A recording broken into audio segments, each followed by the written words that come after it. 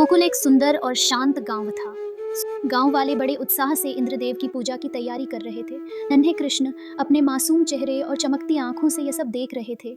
उन्होंने जिज्ञासु होकर पूछा, मैया, जब यह गोवर्धन पहाड़ी हमें घास देती है, गायों को भोजन देती है और हमें ठंडी हवाएं और पानी देती है, तो हम इंद्रदेव की पूजा क्यों करते हैं? यशोदा मुस्कुराई, पर कृष्ण के मीठे और सरल सवाल ने सबको सोचने पर मजबूर कर दिया।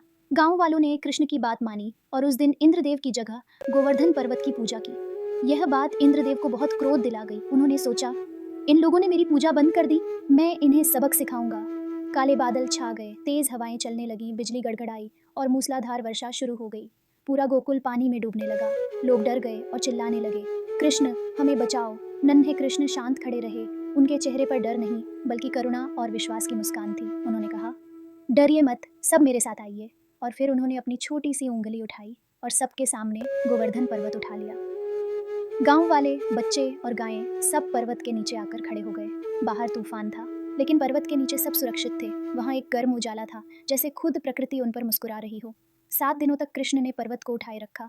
उनकी मुस्कान एक पल के लिए भी नहीं हटी। इंद्रदेव ने यह दृश्य देखा और चकित रह गए। उन्होंने वर्षा रोक दी और प्रकट होकर बोले, बालक, मुझे क्षमा करो।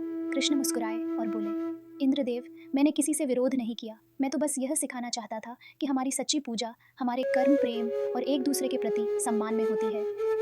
इंद्रदेव ने सिर झुकाया और आशीर्वाद देकर लौट गए। आसमान साफ हुआ और एक सुंदर इंद्रधनुष छा गया। गांव वाले खुशी से झूम उठे। यशोदा ने कृष्ण को गले लगाया और पूरे गोकुल में आनंद और संगीत गूंज उठा।